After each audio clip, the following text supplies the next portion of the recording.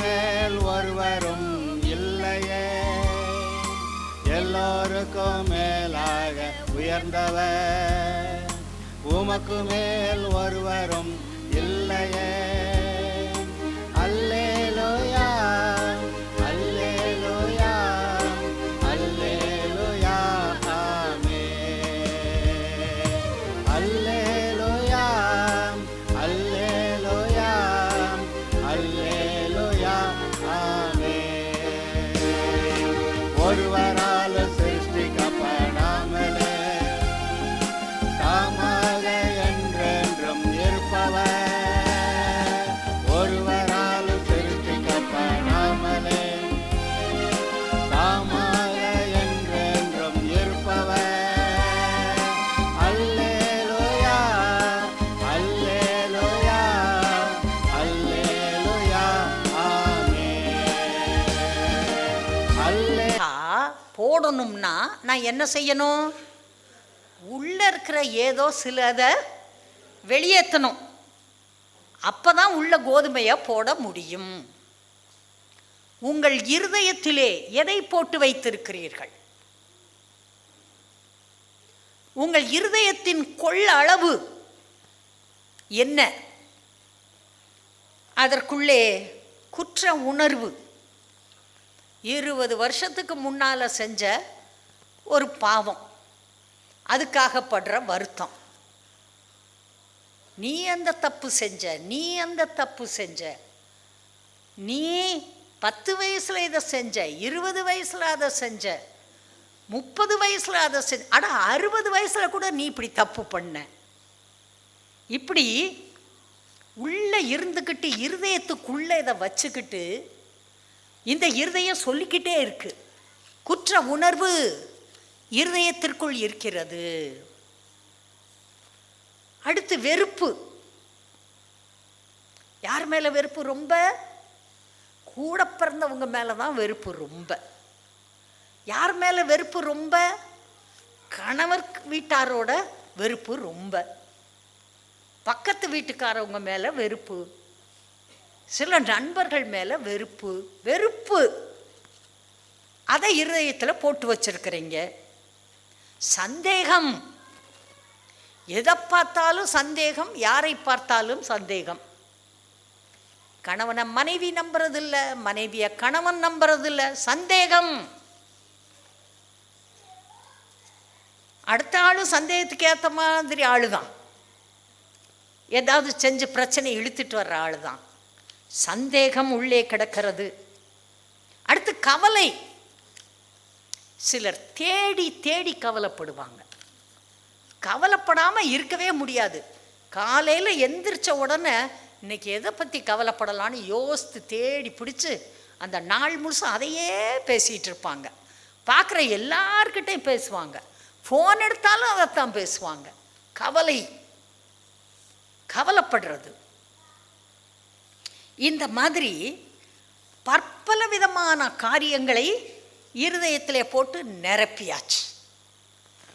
இப்போ heart is full of hatred, full of worries, full of difficulties, anger, doubt எல்லாம் இருதயத்தை நிரப்பியிருக்கு. அதுக்கு மேலே அங்கே போடுறதுக்கு இடம் இல்லை. இப்போ அதுக்குள்ள கொஞ்சம் சந்தோஷம் வரணும்னா நீங்கள் என்ன பண்ணணும்? இந்த கவலையை வெளியேற்றணும். இந்த கவலை வெளியே போயிடும். கவலை வெளியே போயிட்டா சந்தோஷம் தன்னால் உங்கள் இருதயத்தில் உக்காந்துக்கும். சந்தேகத்தை வெளியேற்றிட்டீங்கன்னா நம்பிக்கை உள்ளே உட்கார்ந்து கொள்ளும். எதை வெளியேற்றணுமோ அதையெல்லாம் வெளியேற்றணும். அது வெளியேற்றினாதான் முற்போக்கான காரியங்கள், மேலான காரியங்கள், நன்மையான காரியங்கள், நம்பிக்கை தரக்கூடிய காரியங்கள், வாழ்க்கையை முன்னேற்றக்கூடிய காரியங்கள் உள்ளே வருவதற்கு இடம் உண்டாகும். இருதயத்தில் என்ன இருக்கு? என் இருதயத்தில் என்ன இருக்கு? கோபம் இருக்கா? என்ன கோபம்? வேலை பார்க்க போன இடத்துல ஒருத்தன் என்னை கேவலமாக பேசிட்டான், அதனால வர்ற கோபம் 20% இருக்கு. சரி, பக்கத்து வீட்டுக்காரன் மாடி வீடு கட்டிட்டான், இவ்வளோ நாள் ஒன்று தான் இருந்துச்சு, இப்போ மாடி வேலை கட்டிட்டான், அவன் மட்டும் கட்டியிருக்கான், அவன் மேலே எனக்கு கோபமாக வருது. அந்த கோபம் இருதயத்தில் இருக்கு. என் சொந்தக்காரவங்க எல்லாரும் எப்போ பார்த்தாலும் 6 மாதத்துக்கு ஒருக்கா டூர் போகிறாங்க, ஜாலியாக போகிறாங்க, குடும்பமாக போகிறாங்க, நல்லா சாப்பிட்றாங்க, சந்தோஷமாக இருக்காங்க. எனக்கு அப்படி இல்லையே. அதனால் அவங்க மேலே கோபம் ஒரு 30% இருக்குது. என் மகளுக்கு நல்ல ஒரு மாப்பிள்ளையை பார்த்து வச்சுருந்தேன். அந்த மாப்பிள்ளைக்கு கல்யாணம் பண்ணி கொடுக்கலான்னு நினச்சிட்டு இருக்கப்ப வேற ஒரு குடும்பத்தார் வந்து தட்டிட்டு போயிட்டாங்க. இப்போ என் மகளுக்கு பார்த்து வச்சுருந்த மாப்பிள்ளைய வேற ஒருத்தன் கல்யாணம் பண்ணிட்டு போயிட்டான். அந்த கல்யாணம் பண்ணிட்டு போன குடும்பத்து மேலே கோபம் இருக்குது. எனக்கு கோபம் உங்களுக்கு மட்டும் இருக்காதா? எனக்கும் இருக்கும். 30% கோபம் அவங்க மேலே இருக்குது. அவனுக்கு ப்ரமோஷன் வந்துருச்சு, அவன் சம்பாரிச்சிட்டான், அவன் கார் வாங்கிட்டான், அவனுக்கு ஃப்ரெண்ட்ஸ் நிறையா இருக்காங்க. எப்போ பார்த்தாலும் அவன் வீட்டிலேருந்து கோழி குழம்பு வாசமாக அடிக்குது. அவன் பிள்ளைகள்லாம் குதிச்சு விளையாடுது, ஹாப்பியாக இருக்குது. என் வீட்டில் எப்போ பார்த்தாலும் சண்டை தான் போடுது. இப்படி ஒவ்வொருத்தருடைய ஆசீர்வாதங்களை பார்த்து பார்த்து கோபப்பட்டு நமக்குள்ளே நாம் இருதயத்தை நிரப்பி விடுகிறோம். அப்புறம் எப்படி சந்தோஷம் வரும்? எப்படி சந்தோஷம் வரும்? எப்படி சிரிப்பு வரும்? எப்படி மன நிம்மதி வரும்? அதான் பிற்போக்கான எல்லா காரியத்தையும் இருதயத்தில் போட்டு அடைத்து வைத்திருக்கிறோமே. எங்கே இருந்து சந்தோஷம் வரும்? முதல்ல இதெல்லாம் வெளியேற்றணும். ஆண்டவரே எப்படியாவது வெளியேற்றுங்க ஆண்டவரே. அவர் சொல்லுவார், டேய் உனக்குன்னு கொடுத்துருக்கேன் இருதயத்தை, நீ வெளியேற்றி விடுறா. அதை ஒன்னால தான் செய்ய முடியும். எங்கே போனேனாலும் அது சரியாகாது, நீ அதை சரியாக்கு. இதுதான் கர்த்தர் சொல்லுவார். அவர் தான் சொல்கிறாரு, எல்லா காவலோடும் உன் இருதயத்தை நீ காத்துக்கொள், அதனிடத்தில் நின்று ஜீவ ஊற்று புறப்படும். ஜீவ தண்ணீர் உள்ள நதிகள் புரண்டு ஓடும். நதிகளா ஓடுது. சந்தோஷன்ற நதி, சமாதானன்ற நதி, ஆசீர்வாதம் என்ற நதி, சுகம் என்ற நதி, கலக்கமில்லாமல் தெளிவாக சிந்திக்கக்கூடிய சிந்தனையாகிய நதி, இப்படி பற்பல நதிகள் உங்கள் இருதயத்திலிருந்து புறப்பட்டு ஓட முடியும். provided you have eliminated all the unwanted things. தேவையில்லாத எல்லாவற்றையும் நீங்கள் அப்புறப்படுத்தி விட்டால் உங்கள் இருதயத்திலிருந்து எல்லா நன்மையான காரியங்களும் புறப்பட்டு ஓட ஆரம்பிக்கும். உங்கள் வாழ்க்கை நன்றாக சமாதானமாக சந்தோஷம் உள்ளதாக இருக்கும். ஆப்ரேஷன் ஏதோ ஒன்று போய் வைத்த கழித்து ஒரு ஆப்ரேஷனை பண்ணுறாங்க. அப்புறம் டாக்டர் தையல் போட்டு விடுறாங்க. தையல் போட்டு விடுறதோடு இல்லை, அவங்க அங்கேருந்து ஒரு மெல்லிய டியூப் ஒன்று வெளியே விடுவாங்க. பார்த்துருக்கீங்களா? ஒரு டியூப் போகும், வெளியே வரும். அது ஒரு பையில் அந்த டியூப்பை விட்டுருப்பாங்க. உள்ள தையல்லாம் போட்டாச்சு, ஆனால் அந்த டியூபில் வழியாக என்னமோ வந்துக்கிட்டே இருக்கும். உள்ளே இருக்கிற அந்த ஊநீர்கள் எல்லாம், அந்த தேவையில்லாத நீர் சுரக்கிறது, அங்கே இருக்கிற தொற்று கிருமிகள், அங்கே இருக்கிற நச்சு பொருட்கள், அதெல்லாம் அப்படியே அது வழியாக வெளியே வந்துக்கிட்டே இருக்கும். முதல்ல நிறைய வரும், அப்புறம் 2வது நாள் கொஞ்சம் குறைச்சி வரும், 3வது நாள் குறைச்சி வரும், 4-5 நாள் ஒரு வாரம் ஆகிறப்ப அப்புறம் வர்றதெல்லாம் நின்றுடும். நின்னதுக்கு பிறகு டியூப்பை எடுத்துட்டு எல்லாத்தையும் டிஸ்போஸ் பண்ணிடுவாங்க. அதுபோல உங்களுடைய இருதயத்திற்கு இப்போ என்ன வேணும்? ஒரு நல்ல ஆப்ரேஷன் வேணும், சர்ஜரி. எல்லாரும் இருதயத்தில் அப்படியே ஒரு சர்ஜரி நீங்களே பண்ணி, யாராவது போய் கத்தி எடுத்துகிட்டு போயிடாதீங்கப்போ. எல்லாரும் இருதயத்தில் ஒரு அந்த டியூபை போட்டு உள்ள கொஞ்சம் நஞ்சம், என்னமாவது விஷம், என்னமாவது தேவையில்லாதது, என்னமாவது நோய் தொற்று கிருமி இருந்ததுன்னா எல்லாத்தையும் உறிஞ்சி வெளியே அனுப்பிடுங்க. இருதயம் நல்லா ஆயிரும். ஹல்லேலூயா. பிறகு அதில் நல்லதை உள்ள வைக்கலாம். உங்களுக்கு இருக்கிற திறமை, உங்கள்கிட்ட இருக்கிற உருவாக்குகிற சக்தி தரக்கூடிய அந்த பலன் எல்லாம் உள்ள இருக்கும். எல்லாம் உள்ள இருந்து தான் வரும். நான் சொல்லிக்கிட்டே இருக்கேன், கர்த்தர் அதை செய்ய மாட்டார், நீங்கள் தான் அதை செய்ய வேண்டும். வம்பா பிடிச்சு உள்ள இருக்கிற வெறுப்பு, போட்டி, பொறாமை, சண்டை, கெட்ட வார்த்தை, திருட்டுத்தனம், என்னென்ன இருக்கோ எல்லாத்தையும் பிடுங்கி விசுவாசி வெளியே எறிய வேண்டும். பிறகு இருதயத்தில் நிறைய இடம் இருக்கும். இப்போ 10 லிட்டர் போடுற பாத்திரத்தில் உள்ளே இருக்கிறது அவ்வளோ கொட்டியாச்சு. இப்போ எனக்கு என்ன வேணுமோ அதெல்லாம் உள்ளே போடலாம். சர்க்கரையை போடலாம், கருப்பட்டியை போடலாம், நெய்யை போடலாம், மாவை போடலாம், என்னென்ன போடணுமோ எல்லாத்தையும் போடலாம். நல்லதாக போட்டு நிரப்பிக்கலாம். உள்ளே இருக்கிறது வெளியே போகாமல் புதிதாக எதுவுமே இருதயத்திற்குள்ளே வராது. கர்த்தர் சொல்கிறாரு, புதுப்பியுங்கள், உங்கள் இருதயத்தை புதுப்பியுங்கள். நீங்கள் விலையேற பெற்றவர்கள், விசேஷமாக அழைக்கப்பட்டவர்கள், நீங்கள் இயேசுவின் இரத்தத்தினால் கழுவப்பட்டவர்கள், நீங்கள் நீதிமான்கள் ஆக்கப்பட்டவர்கள். கர்த்தர் உங்கள் மேல் பிரியமாய் இருக்கிறார். சொந்த குமாரனையே உங்களுக்காக கொடுத்தவர். வேறு எதை உங்களுக்கு கொடுக்க மாட்டார். உங்களுக்கு என்ன வேண்டும், என்ன வேண்டும் என்பதிலே சரியான தீர்மானம் எடுங்கள். என்ன வேண்டுமோ கர்த்தரிடத்திலே சொல்லுங்கள்.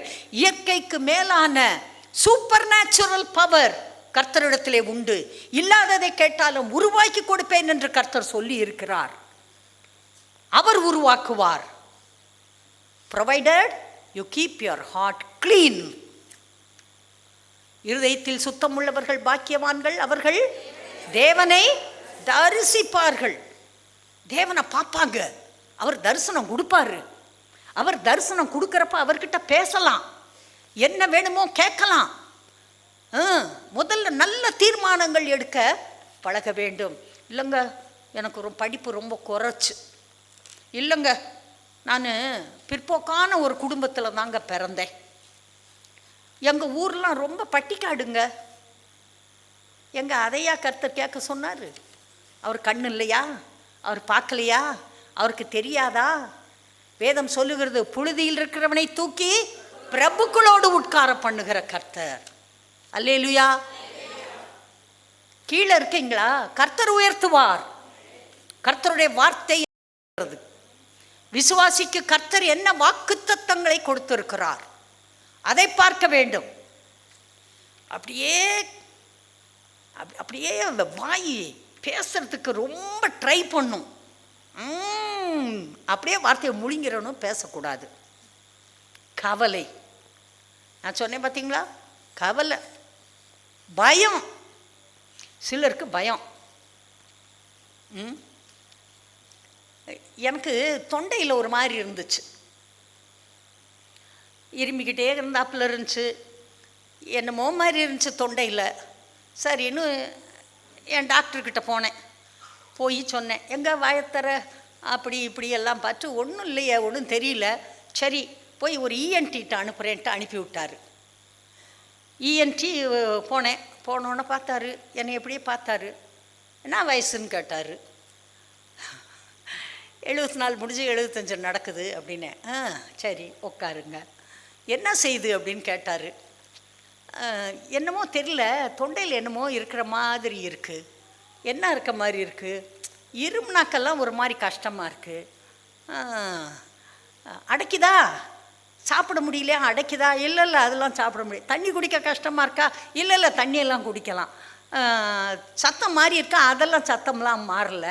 அப்புறம் என்ன தான் செய்யுது? அது என்னமோ மாதிரி இருக்குது. சரி, அப்புறம் அவர் இவ்வளோ நீள குச்சியில் நுனியில் ஒரு கண்ணாடி அதை எடுத்தார். வாய்த்தரனார், நாக்கை நீட்டுனார். அப்புறம் ஒரு க்ளவுஸை போட்டுக்கிட்டு நாக்கை பிடிச்சி இழுத்தார். அப்படியே அப்படின்ட்டு அந்த கண்ணாடியை வச்சு அங்கே உள்ள வச்சு எல்லாம் பார்த்தாரு. பார்த்துட்டு ஏ சொல்லு அப்படின்னாரு. ஏ ஏ ஏ ஏ சொல்லிட்டேன். சரி சட்டு, ஒன்றுமில்ல, தொண்டையில் அடப்பு இல்லை, தொண்டையில் கேன்சர் கின்சர்லாம் இல்லை, ஒன்றும் இல்லை, அந்த பயத்தை வெளியே அனுப்பிடுங்க. என்ன மேடம்? ஒன்றும் இல்லை மேடம், நல்லா இருக்கீங்க. Okay doctor, thank you very much, ரொம்ப நன்றி. சரி சரி, வியாதி இருக்கா இல்லையான்னு கண்டுபிடிக்கிறதுக்கு தான் டாக்டர். நல்லது, போய்க்கலாம், டாக்டரை பார்க்கலாம். பிணியாளிக்கு வைத்தியன் வேண்டியதே தேவைப்பா, போய்க்கங்க, ஒன்றும் தப்பு இல்லை. அக்குன்னு இப்படி தலைவலிச்சோன்னு ஓடிடுறாதீங்க. என்ன, கொஞ்சம் திருவண்ணோன்னா ஓடிடுறது டாக்டர்கிட்ட. எல்லா மருந்தையும் சாப்பிட்டுவிட்டு அப்புறம் வயிறு வலிக்குதுங்கிறது, வயிற்றில் புண்ணாக போச்சு மாத்திரை சாப்பிட்டுங்கிறது. எல்லாம் நீங்களே பாதி வைத்தியர் தான். உங்கள் பாட்டிகிட்ட கேளுங்க, நல்ல வைத்தியம் சொல்லுவாங்க. இதை அரைச்சி சாப்பிடு, வேப்ப இலையும் மஞ்சளையும் கொஞ்சம் துவைச்சி அரைச்சி முழுங்கும்பாங்க. நமக்கு கற்பனையே பண்ண முடியாது. அதை விட மோசமான கசப்பை தான் டியூப்பில் முழுங்கிக்கிட்டு இருக்கிறோம். பயம், பயம் வேதனை உள்ளது. பயப்படக்கூடாது, கவலைப்படக்கூடாது, கோபப்படக்கூடாது, எரிச்சல் படக்கூடாது, சந்தேகப்படக்கூடாது. இதெல்லாம் பிற்போக்கான சக்திகள். இதை இருதயத்தில் வைத்தால் சந்தோஷம் உள்ளே வர இடமில்லை, சமாதானம் உள்ளே வர இடமில்லை, நம்பிக்கை உள்ளே வர இடமில்லை, உயர்வு உள்ளே வர இடமில்லை, எதையும் சாதிக்க முடியும் என்ற திராணி உள்ளே வர இடமில்லை.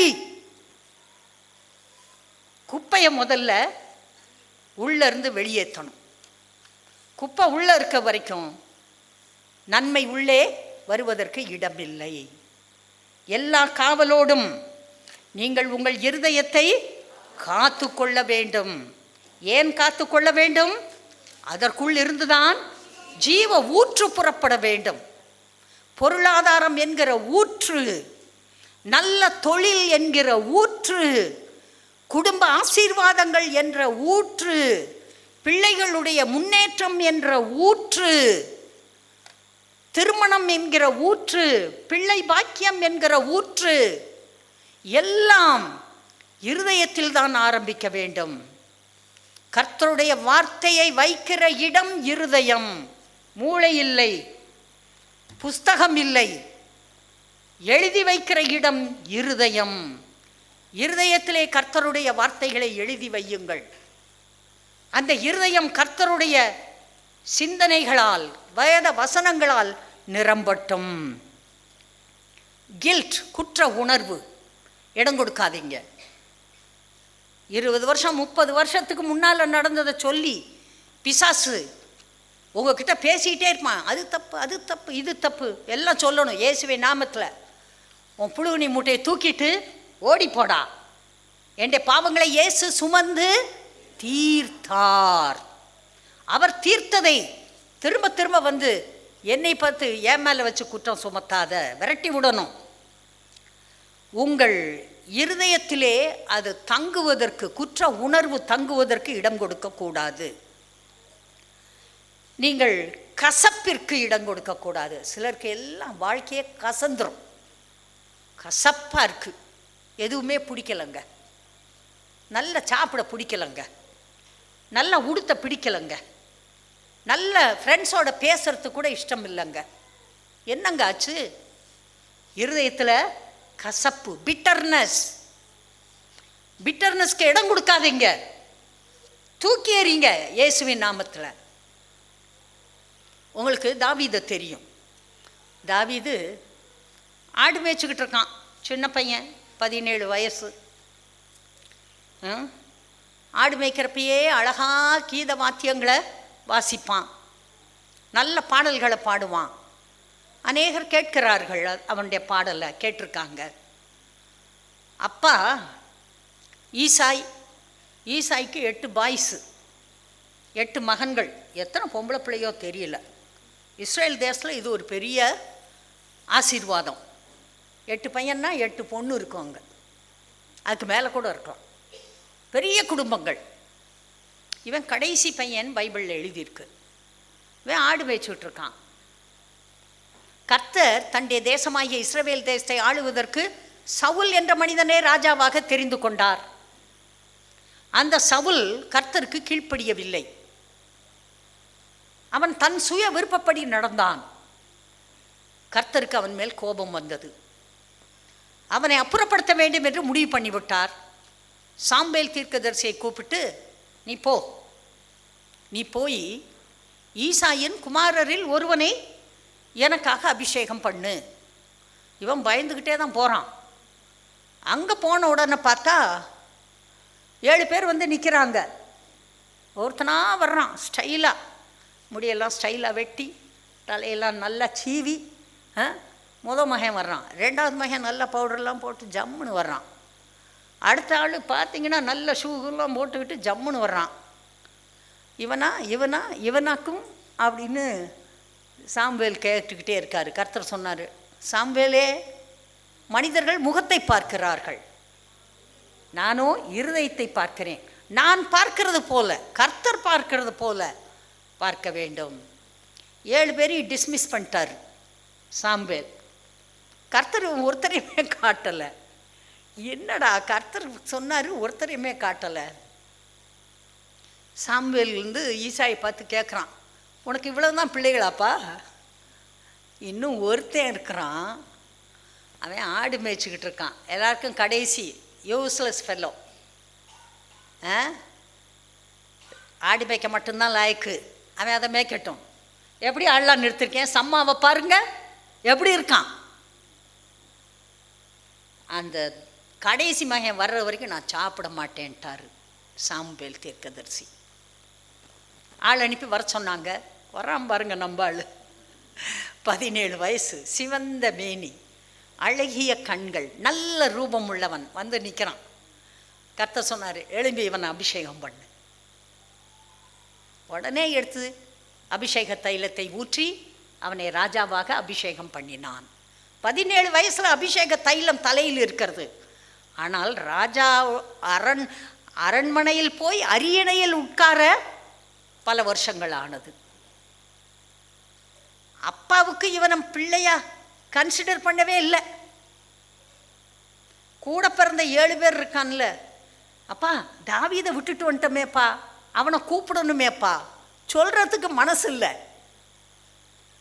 அண்ணங்களுக்கு மேலேயும் வருத்தம் இவனுக்கு வரலை, அப்பா மேலேயும் வருத்தம் வரலை. ஏனென்றால் அவன் நம்பிக்கை ஆண்டவர் மேல் இருந்தது. சூப்பர் நேச்சுரல் திங்ஸ் செய்கிறவர், இயற்கைக்கு அப்பாற்பட்ட பெரிய காரியங்களை செய்கிறவர் கர்த்தர் என்பதை அவன் அறிந்திருந்தான். சிறு பிள்ளை முதல் நீரே என்ற நோக்கம். அன்பான பிள்ளைகளே, தாவீது அதெல்லாம் மனசில் வச்சுக்கவே இல்லை. அப்பா மேலே கோபம் வரல, அண்ணங்க மேலேயும் கோபம் வரல. ஆண்டவரை அவன் பார்த்தான். கர்த்தர் அவனை உயர்த்தினார். உங்கள் இருதயத்திலே பிற்போக்கான காரியங்கள் இருந்தால் இன்னைக்கே இங்கேயே கொட்டிட்டு போயிருங்க. நல்ல எதிர்காலம் உங்களுக்கு இருக்கிறது. உங்களை ஆசீர்வதிக்கிற கர்த்தர் உங்களுக்கு இருக்கிறார். தன் உயிரையே கொடுத்தவர் வேறு எதை உங்களுக்கு கொடுக்க மாட்டார். நீங்கள் இங்கே வாழ்வது அவருடைய விருப்பம். அவரை போல வாழ்வதற்காக உங்களை பூமியிலே வைத்திருக்கிறார். எவ்வளவு காலம் அவர் உங்களை இங்கே வைத்திருக்கிறாரோ அவ்வளவு காலமும் நல்ல ஜெயத்தோடு வெற்றியோடு நீங்கள் வாழ்வதுதான் கர்த்தருடைய விருப்பம். இதை உங்கள் இருதயத்தில் வைத்து காத்து கொள்ளுங்கள். Hallelujah. Okay, God bless you.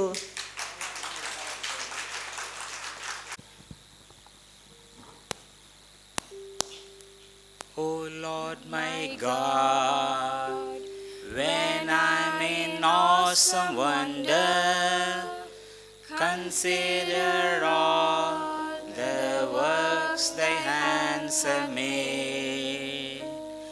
I see the stars, I hear the mighty thunder, thy power throughout the universe display. Then sings my soul, my Savior God, to thee. How great thou art, how great thou art. Then sings my soul, my Savior God, to thee. How great thou art, how great thou art. And when I think that God his Son not sparing sent him to die, I scarce can take it in, that on the cross my burden gladly bearing, he bled and died to take away my sin. Then sings my soul, my Savior God, to thee. How great thou art, how great thou art. Then sings my soul, my Savior God, to thee. How great thou art, how great thou art. When through the woods and forest glades I wander, and hear the birds sing sweetly in the trees. When I look down from lofty mountain grandeur, and hear the brook and feel the gentle breeze, then sings my soul, my Savior God, to thee. How great thou art, how great thou art. Then sings my soul, my Savior God, to thee. How great thou art, how great thou art. When Christ shall come with shouts of acclamation and take me home, what joy shall fill my heart. Then I shall bow in humble adoration and there proclaim, my God, how great thou art. Then sings my soul, my Savior God, to thee. How great thou art, how great thou art. Then sings my soul, my Savior God, to thee. How great thou art, how great thou art. Oh Lord my God, when I'm in awesome wonder, consider all the works thy hands have made. I see the stars, I hear the mighty thunder, thy power throughout the universe displayed. Then sing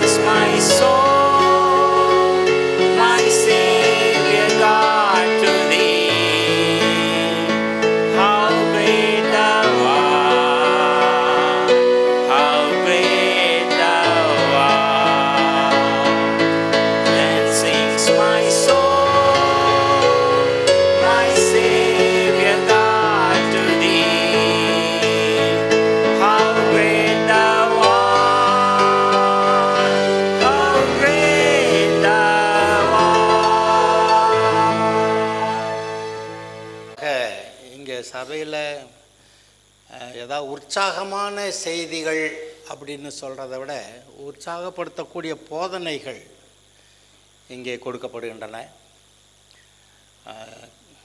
ஒரு வசனம் இயேசு சொன்னார், நீங்கள் என்னிலும் என் வார்த்தைகள் உங்களுக்குள்ளும் இருந்தால் நீங்கள் கேட்டுக்கொள்வது அது உங்களுக்கு கிடைக்கும் அப்படி சொல்லிட்டார். நீங்கள் என்னிலும் என் வார்த்தைகள் உங்களிலும் இருந்தால், இதுதான் கண்டிஷன். அவருடைய வார்த்தைகள் நம்முடைய இருதயத்திலே வர வேண்டும். இன்றைக்கு இப்போ சொன்னாங்க இருதயத்தை எல்லா காவலோடும் காத்து கொள்ளுகிறதை பற்றி. ஏன்னா அதுக்குள்ளேருந்து ஜீவ ஊற்று புறப்படும்னாரு. விசுவாசிக்கிறவருடைய உள்ளத்திலிருந்து ஜீவ நதிகள் புறப்பட்டு ஓடும்னாரு. அந்த இருதயத்தை கெடுக்கிறதுக்கு அந்த நீதிமொழிகள் 4வது அதிகாரத்தில் என்னென்னமோ போட்டிருக்கு பாருங்க. நீதிமொழிகள் 4:23 எல்லா காவலோடும் உன் இருதயத்தை காத்துக்கொள், ஏனென்றால் அதனிடத்திலிருந்து ஜீவ ஊற்று புறப்படும். வாயின் தாறுமாறுகளை உன்னை விட்டு அகற்றி உதடுகளின் மாறுபாட்டை உனக்கு தூரப்படுத்து. அந்த வாயின் தாறுமாறு வந்தால் இருதயத்தை கெடுத்துரும். அதான் இருதயம் கெட்ட ஒரு பாடு தான் வாயே தாறுமாறாக பேசுது. உன் கண்கள் நேராய் நோக்க கடவது, உன் கண்ணிமைகள் உனக்கு முன்னே செவ்வையாய் பார்க்க கடவது. கண்ணு என்ன பார்க்குதோ ஒரு செய்தியை உள்ளே அனுப்புது. உன்னுடைய பார்வை சரியாக இருக்க கடவுது. சில சமயத்தில் சொல்லுவாங்க, இவன் பார்வையே சரியில்லை. அந்த பார்வை என்ன சரியில்லை? கண்ணு பார்க்குது அவ்வளோதானே. ஆனால் சரியில்லாத பார்வையும் இருக்கிறது. உன் கால்நடையை சீர்தூக்கி பார், உன் வழிகளெல்லாம் நிலவரப்பட்டிருப்பதாக. நீ செவ்வையான நீதியான பாதையில் நீ நட. அப்படி நடக்கலைன்னா இருதயத்தை கெடுத்துரும். அது வலதுபுறமாவது இடதுபுறமாவது சாயாதே, உன் காலை தீமைக்கு விலக்குவாயாக. இந்த விஷயமெல்லாம் இருதயத்தை கெடுக்கிறது. அதனால் கெடுக்காதபடி உன் இருதயத்தை எல்லா காவலோடும் காத்துக்கொள். இப்போ தான் ஏதோ பத்திரமெல்லாம் சொன்னாங்க. வீடு வாங்கியிருப்பான், நிலம் வாங்கியிருப்பான், அது பத்திரமா வைக்கணும். அதனால தான் அதுக்கு பேரே பத்திரம். அந்த நில பலங்கள் அந்த பத்திரங்களை பத்திரமா வைக்கிறத காட்டிலும் இதை முதல்ல ரொம்ப பத்திரமா வைக்கணும். அப்போ தான் அதை பத்திரமா வைப்போம். நம்முடைய இருதயத்துக்குள்ளேருந்து ஜீவ ஊற்று, ஆசீர்வாத ஊற்று உங்களுடைய இருதயத்திலிருந்து புறப்படுகிறது. விசுவாசிக்கிறவர்களுடைய உள்ளத்திலிருந்து ஜீவ நதி புறப்பட்டு ஓடுகிறது. உங்களுடைய உள்ளத்திலிருந்து, நீங்கள் தான் விசுவாசிகள், உங்களுடைய உள்ளத்திலிருந்து ஜீவ தண்ணி உள்ள நதிகள் புறப்பட்டு ஓடும். அதாவது அந்த ஜீவ வார்த்தைகள், தேவனுடைய வார்த்தைகள், ஆசீர்வாதத்தின் வார்த்தைகள் அது புறப்படும். அது புறப்படும் போது எங்கே வருது? வாயில் தான் முதல்ல வருது. இருதயத்தின் நிறைவினால் வாய் பேசுகிறது. அதனால தான் அவர் சொல்கிறாரு, கிருபையினால் இரக்கங்களினால் முடிசூட்டி நன்மையினால் உன் வாயை திருப்தியாக்குகிறார். இந்த நன்மையினால் ஒரு வாயை திருப்தியாக்குகிறார்கள். நல்ல சாப்பாடு, எஸ், இது இருக்கிறது உண்மைதான். ஆனால் அதுக்கு முன்னாடி தேவன் கொடுக்கிற நல்ல வாக்குத்தத்த வசனங்களால் வாய் நிறைந்திருக்க வேண்டும். நான் உங்களுக்கு சொல்கிறேன், நீங்கள் உண்மையிலே வாழ்க்கையில் ஜெயிக்கணுமானா உங்களுடைய வாய் நன்மையினால், கர்த்தருடைய நல்ல வாக்குத்தத்த வார்த்தைகளால் நிறைந்திருக்க கடவுள். இதில் நீங்கள் ஜெயிச்சிட்டிங்கன்னா வாழ்க்கையில் ஜெயிச்சிருவீங்க. இதில் தோத்தா வாழ்க்கை தோல்விதான். ஏனென்றால் உங்களுடைய உள்ளத்திலிருந்து ஜீவத்தண்ணி உள்ள நதிகள், வாக்குத்தத்த வசனங்கள், அவைகள் நன்மையானவைகள். அந்த நன்மையானவைகளால் உங்களுடைய வாயை நிரப்பினா அப்புறம் என்ன வந்துடுமா? வாழ வயது போல், உங்கள் வயது திரும்ப வாழ வயது போல் ஆகிறது. வயதானவங்களை பற்றி பேசிக்கிட்டு இருக்கிறார். உங்கள் வயது திரும்புங்கிறாரு. இழந்த ஆசீர்வாதங்கள்லாம் திரும்ப வருங்கிறாரு. கர்த்தர் உங்களோட கூட இருக்கிறாரு. அவர் இழந்ததையெல்லாம் மீட்டு கொடுக்க தான் வந்தார். ஆதாம் இழந்தது எல்லாவற்றையும் மீட்டு கொடுக்க அவர் வந்தார். பாவிகளை ரட்சிக்க வந்தார். பாதாளத்துக்கு போகிறவர்களை போகாதபடி தடுக்க வந்தார். பரலோகத்துக்கு கொண்டு போக வந்தார். இந்த பூமிக்குரிய வாழ்க்கையை கூட பரலோகமாய் மாற்றக்கூடியவராய் வந்தார். ஆனால் நம்ம அவரோட கோஆப்ரேட் பண்ணணும். நம்ம அவரோட கூட கோஆப்ரேட் பண்ணணும், இசைந்து நடக்கணும், அவர் சொல்கிற வழிகளின்படி நடக்கணும். அது மிக அவசியமாக இருக்கிறது. இன்றைக்கி உள்ள ஜீவத்தண்ணீரில் நதிகள் இருதயத்திலிருந்து புறப்படுதுன்னு சொல்லிட்டேன். என்னன்னு கேட்டால் இவரே உள்ளதாக இருக்கிறாராம். இயேசுவே உள்ளதாக இருக்கிறார். அவர் உள்ளே இருந்து வார்த்தைகளை சொல்கிறாரு. இதை பேசு, இதை பேசு, இந்த சூழ்நிலையில் இதை பேசு என்று உள்ளே இருந்து வார்த்தைகள்.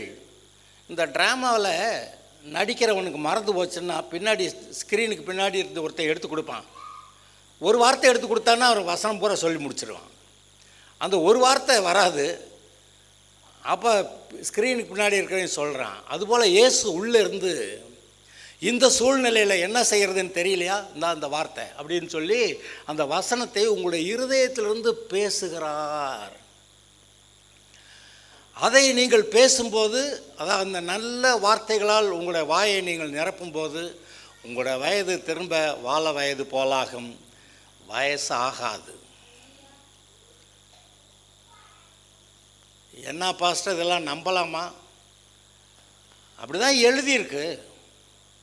இதை ஒன்றை நம்ப முடியலைன்னா வேறு எதை நம்புறது? பரலோகத்துக்கு கொண்டு போவார்னு எப்படி நம்புறது?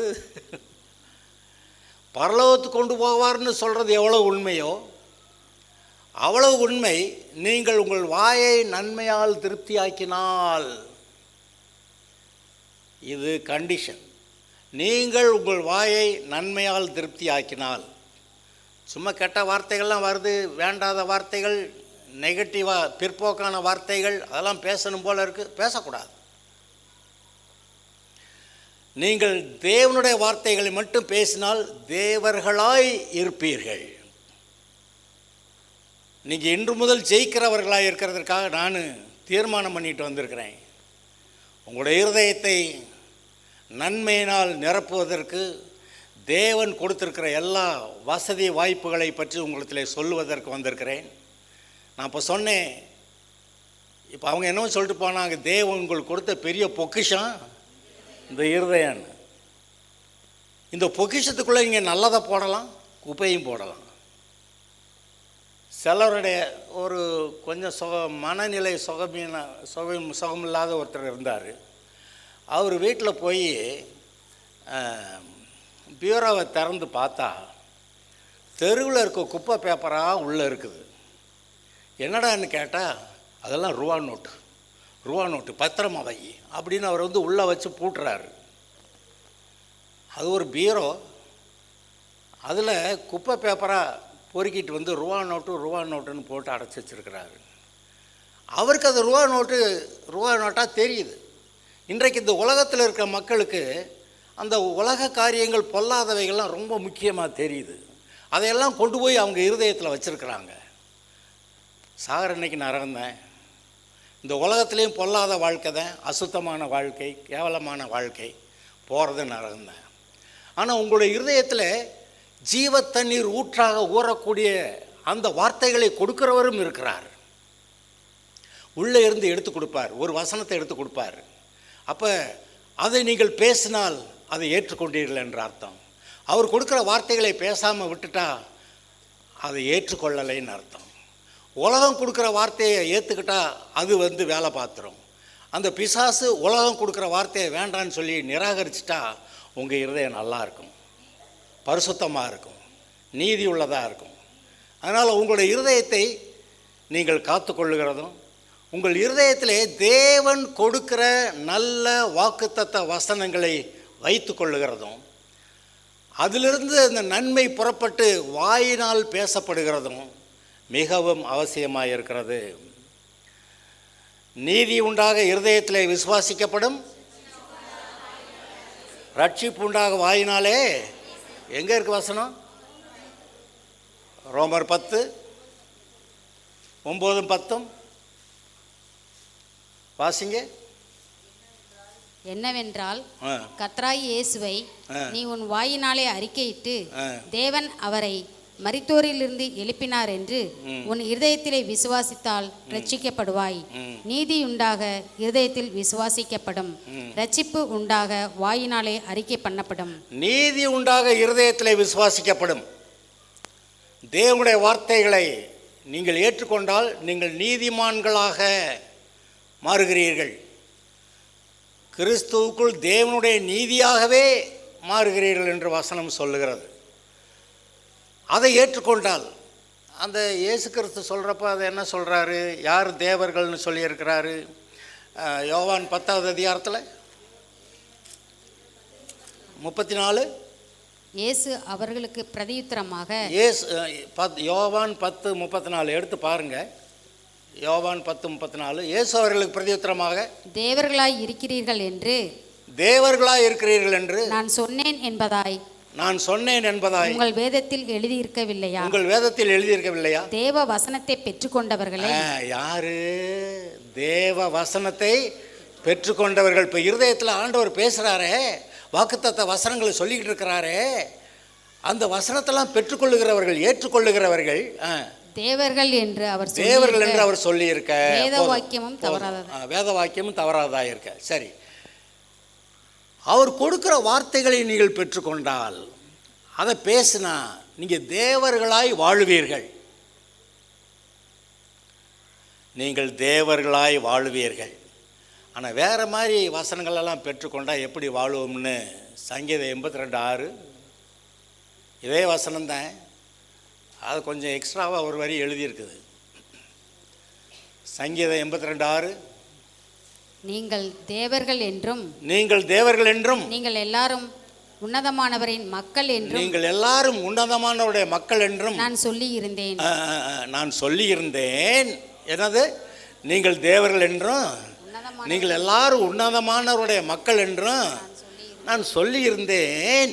ஆனாலும் இந்த இடத்துல ஆனாலும் வரக்கூடாதுல்ல. அது இஸ்ரவேலரை பற்றி சொல்கிறப்ப ஆனாலும்ங்கிறார். ஆனாலும் நீங்கள் மனுஷரை போல செத்து, அதென்ன மனுஷரை போல் செத்து? மனுஷரெல்லாம் சாவாங்க, ரட்சிக்கப்பட்டவங்களும் சாகுறாங்க. ஆனால் இது என்னமோ சொல்கிறாரு, மனுஷர் செத்து லோக பிரபுக்களில் ஒருவனைப் போல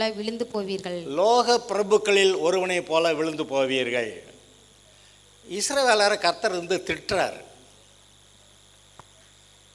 நீங்கள் தேவர்கள் என்று நான் உங்களுக்கு சொல்லியிருந்தேன், உன்னதமானவருடைய மக்கள் என்று சொல்லியிருந்தேன். ஆனாலும் நீங்கள் செத்து உலக பிரபுக்களை போல ஒருத்தர் போல அழிஞ்சு போயிடுவீங்க. இது என்ன நடக்கிறதுங்க? இயேசு சொல்லுகிறார், தேவனுடைய வசனத்தை ஏற்றுக்கொண்டவர்கள் தேவர்கள் என்று. இயேசுவை ஏற்றுக்கொண்டவர்கள் தேவனால் பிறந்தவர்கள் என்று. இயேசுவை ஏற்றுக்கொண்டவர்கள் தேவனால் பிறந்தவர்கள். இங்கே தேவ வசனத்தை பெற்றுக்கொண்டவர்கள் தேவர்கள். நீங்கள் இயேசுவை ஏற்றுக்கொண்டீங்களா? தேவனால் பிறந்திருக்கீங்களா? இப்போ தேவனுடைய வார்த்தைகளை ஏற்றுக்கிட்டீங்களா? வசனத்தை ஏற்றுக்கிட்டீங்களா? அவர் தேவனுடைய குமாரன், அவரை விசுவாசித்தா நான் தேவனுடைய பிள்ளையா மாறுவேன், ரட்சிக்கப்படுவேன். அதை விசுவாசிச்சிங்களா? அந்த வசனத்தை ஏற்றுக்கிட்டீங்களா? அந்த வசனத்தை மட்டும் ஏற்றுக்கிறேங்கிறவங்க கை தூக்குங்க. ஏன்னா மீதி நல்ல வசனங்கள்லாம் நிறையா இருக்குது, அதெல்லாம் மறந்து போயிருக்கலாம், இல்லாமல் இருக்கலாம். ஆனால் இந்த ஒரு வார்த்தை, அவரிடத்தில் விசுவாசம் உள்ளவர்களாகி அவரை ஏற்றுக்கொண்டவர்கள் எத்தனை பேர்களோ அத்தனை பேர்களும் தேவனுடைய பிள்ளைகளாகும்படி அவர்களுக்கு அதிகாரம் கொடுத்தார்.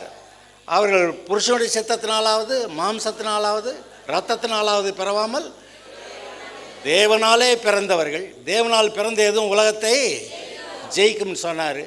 இப்போ இயேசுவை ஏற்றுக்கிட்டால் தேவனால் பிறந்துட்டீங்க. அவருடைய வசனத்தை நீங்கள் ஏற்றுக்கிட்டதுனால நீங்கள் தேவனால் பிறந்திருக்கீங்கன்னு சொல்ல வர்றாரு. ரட்சிக்கப்பட்டீங்க, தேவனுடைய பிள்ளைகள்ங்கிறாரு, ரட்சிக்கப்பட்டீங்கிறாரு, தேவனால் பிறந்தீங்கன்றாரு.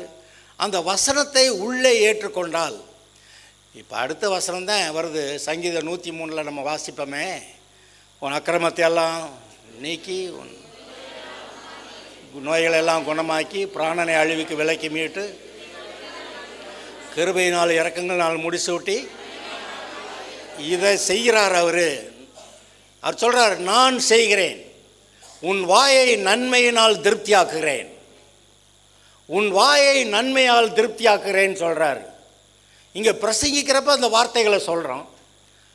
அதை கேட்டு நம்முடைய இருதயத்தில் வச்சுக்கிட்டு, அதை வச்சுக்கிட்டது மாத்திரமில்லை, அடிக்கடி அது நமக்கு ஞாபகம் வரும். அது ஏதோ ஒன்று சூழ்நிலைக்கேற்றாப்புல ஒரு வசனம் நமக்கு ஞாபகம் வரும். பைபிள் வாசிக்கிறப்போ ஒரு வசனம் நம்மக்கிட்ட பேசும். அப்போ அவர் அந்தந்த சூழ்நிலையிலே நமக்கு கொடுக்குற வார்த்தை நம்முடைய உள்ளத்தில் அப்படி தோணுது.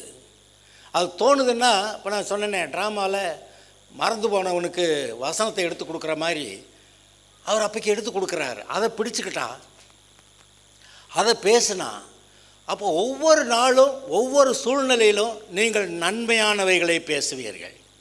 உங்கள் வாய் நன்மையால் நிறைந்திருக்கும், நல்ல வாக்குத்தத்த வசனங்களால் நிறைந்திருக்கும்.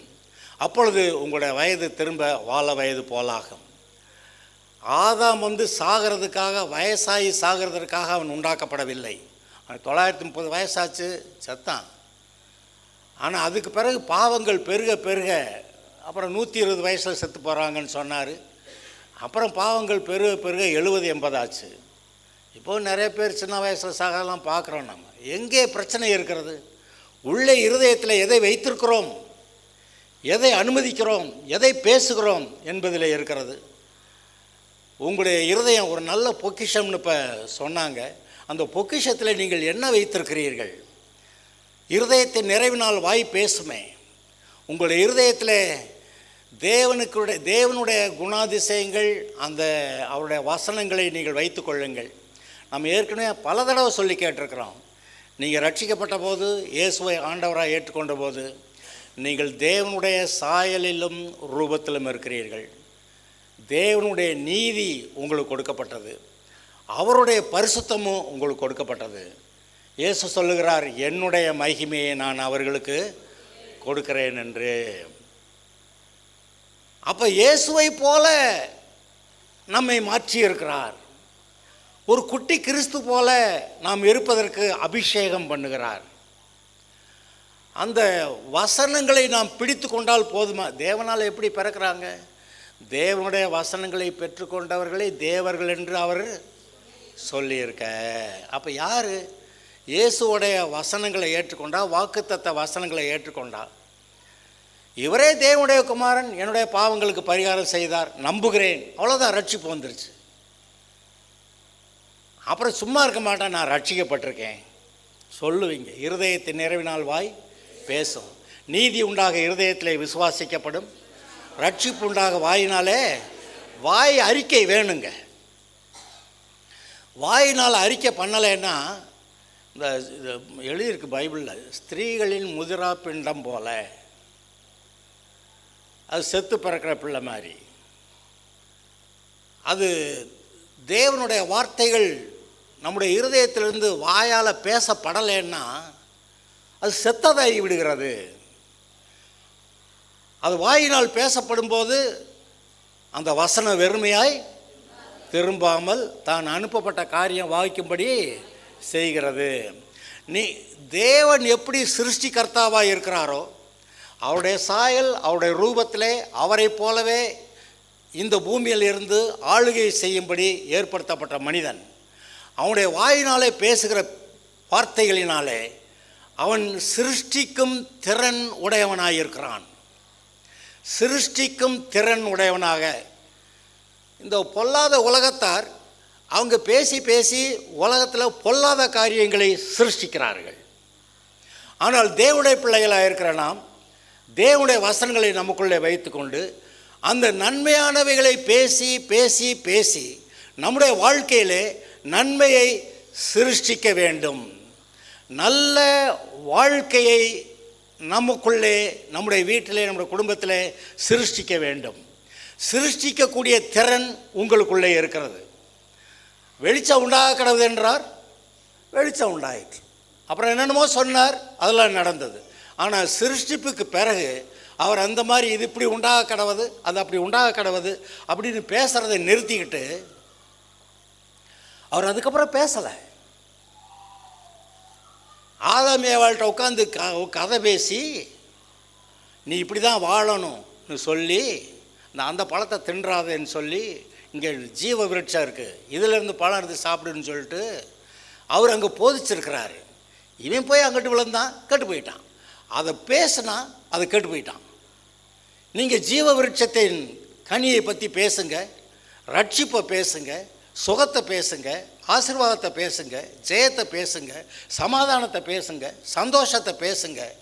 தேவன் கொடுக்குற வார்த்தைகள் வாழ்க்கையிலே ஒவ்வொரு நாளும் நம்முடைய வாழ்க்கை வித்தியாசமாக இருக்கிறது, நம்முடைய தேவைகள் வித்தியாசமாக இருக்கின்றன.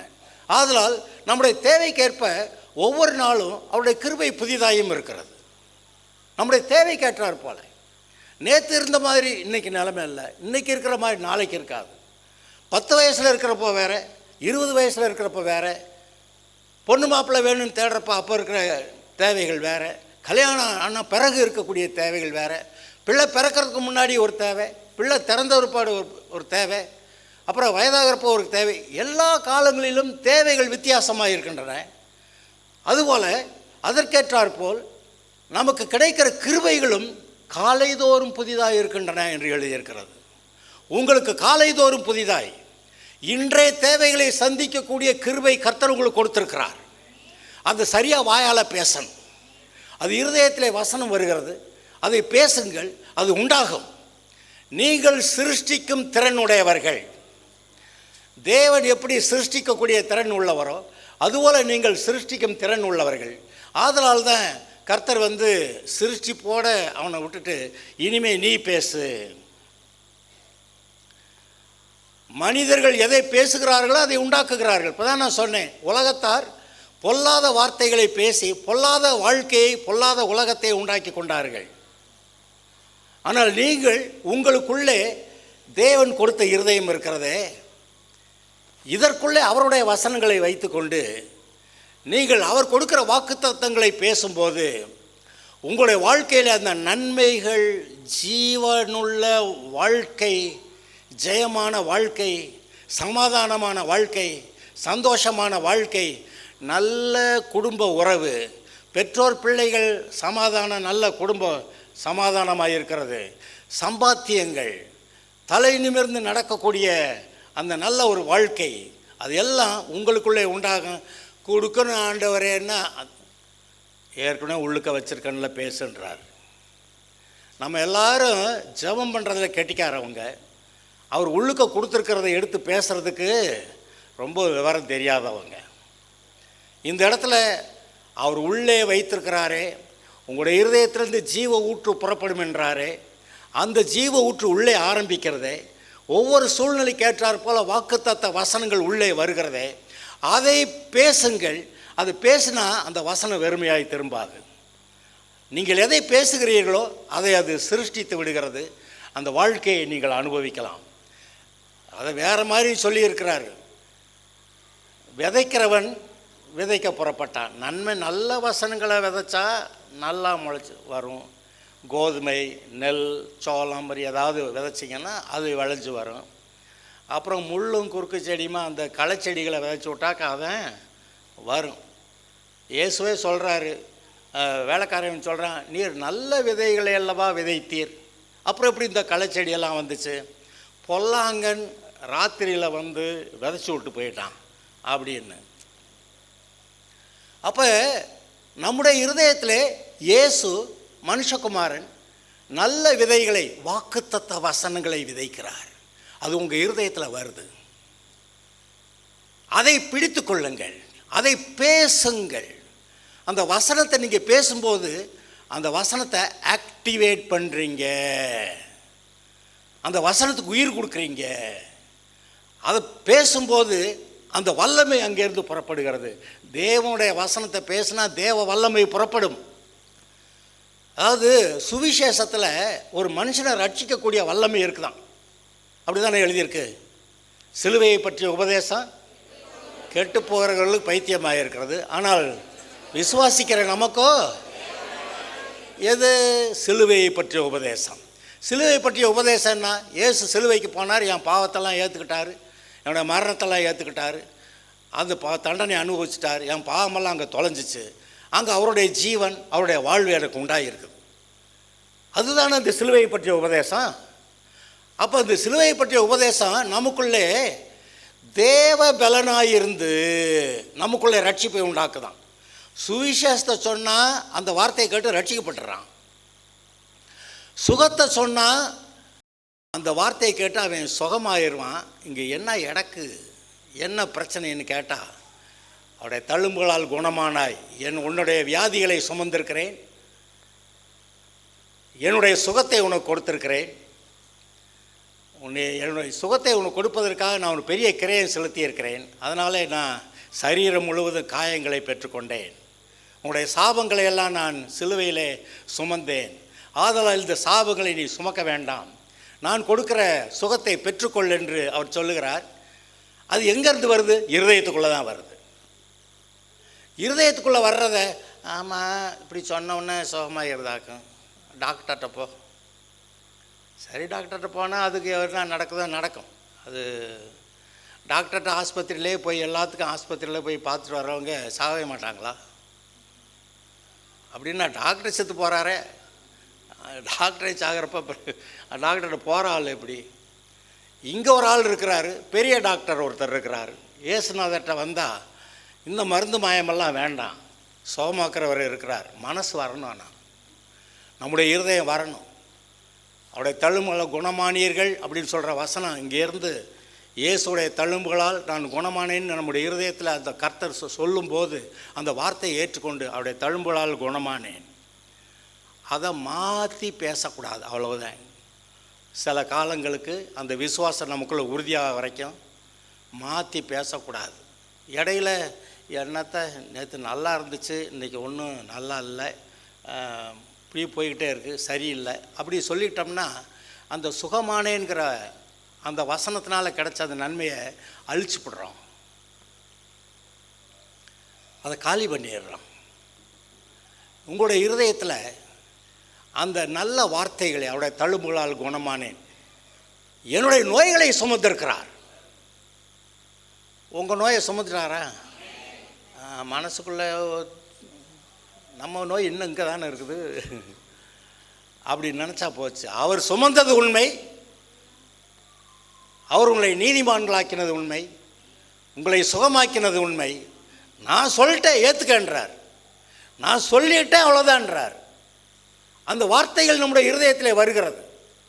நமக்கு ஒவ்வொரு, அதாவது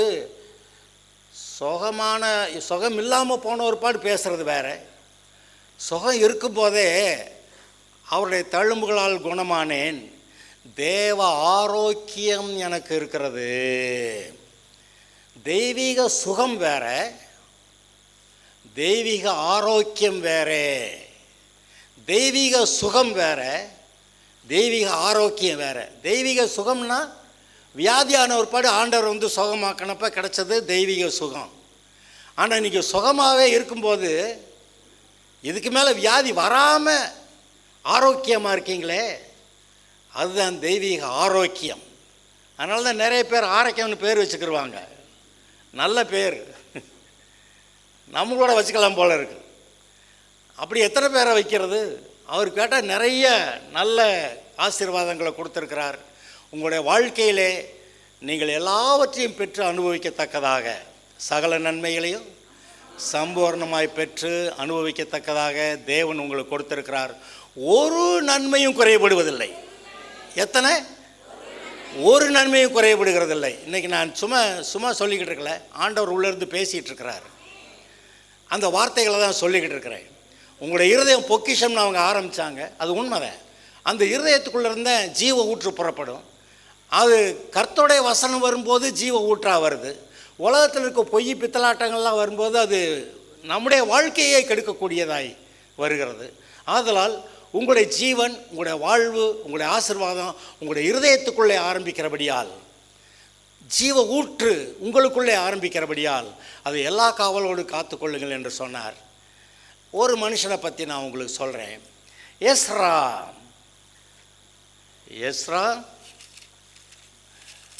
எஸ்ரா 7வது அதிகாரம்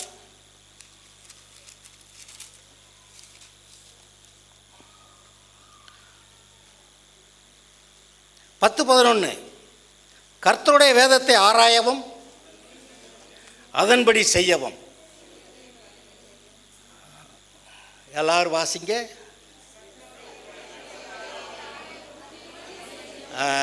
கர்த்தருடைய வேதத்தை ஆராயவும் அதன்படி, வேற எதையாவது செய்யக்கூடாது.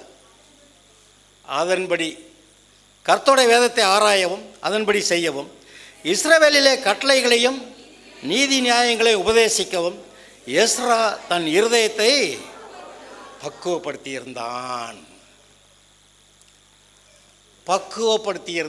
அதுக்கு ஒரு டைம் ஆகுது.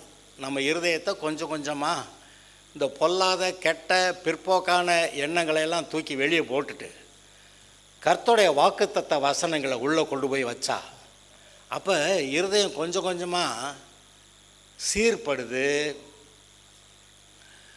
எப்படி அவன் பக்குவப்படுத்தியிருந்தானோ அதுபோல் நம்முடைய இருதயம் பக்குவப்படுகிறது.